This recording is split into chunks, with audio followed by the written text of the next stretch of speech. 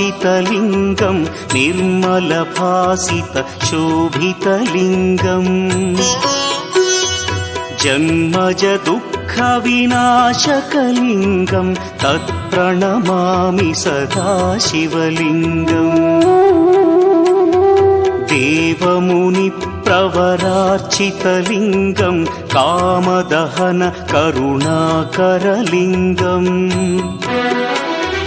रावणदर्पविनाशकलिङ्गम् तत्प्रणमामि सदा शिवलिङ्गम्